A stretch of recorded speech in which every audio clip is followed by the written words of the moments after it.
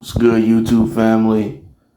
This is Liston 3270 with another video. And this video is going to be about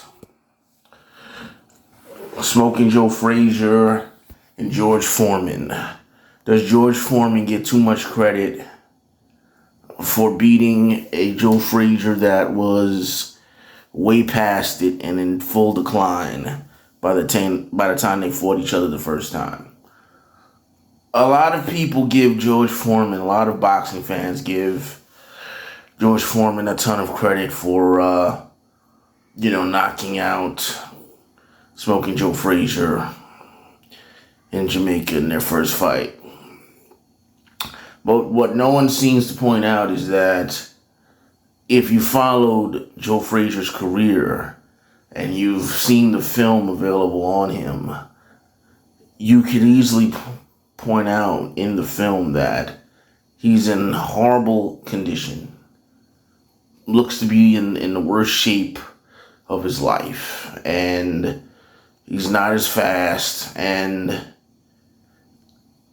he just looked sluggish and bad. And and that's, the facts. I truly believe that. And, a lot of people will sit and say, well, Foreman, knocked him down 6 times and he knocked him up and, knocked him in the air and he fell back down and all of this stuff.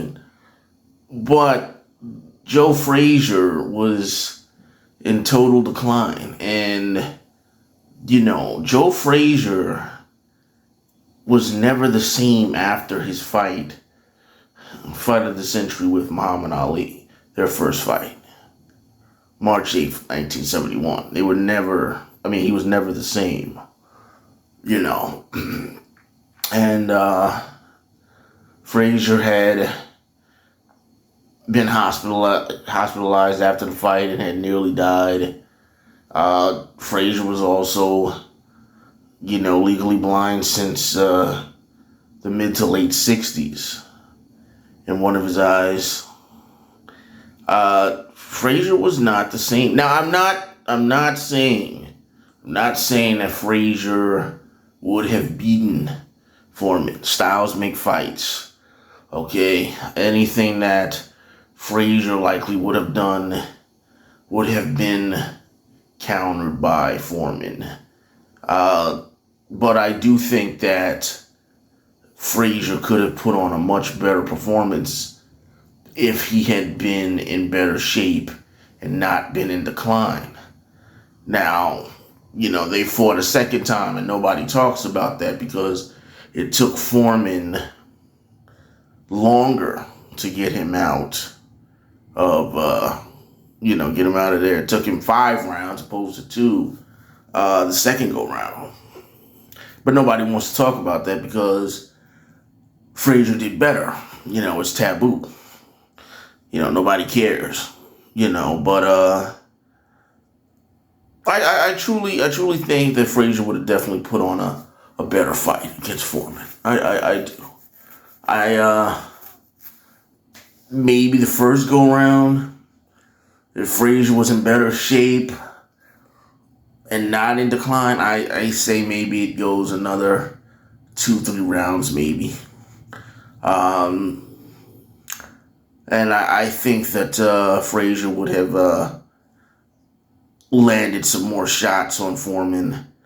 Even Foreman to this day says that, he felt the power of Frazier. And, it seems unbelievable, if Frazier really landed much of anything in that first fight. But, he was diminished. But I don't want to take away the credit from Foreman. He did what he had to do. At that point in his career, he was young. He was still coming up. He was having a successful, boxing career up until that point. He was able to get the heavyweight title,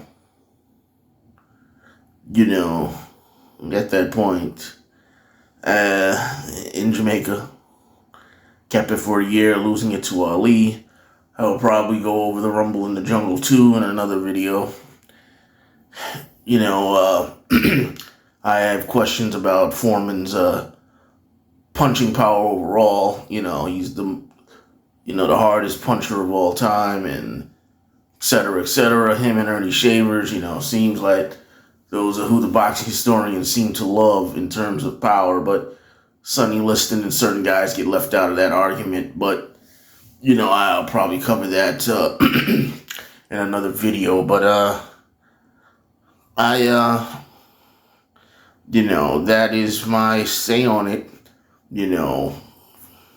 Leave any comments or opinions if you agree, if you disagree, or we can chop it up in the comment section. Hope you enjoyed the video. Please like and subscribe if you haven't already. And see you next video. This is Listen Unfiltered. And I'm out.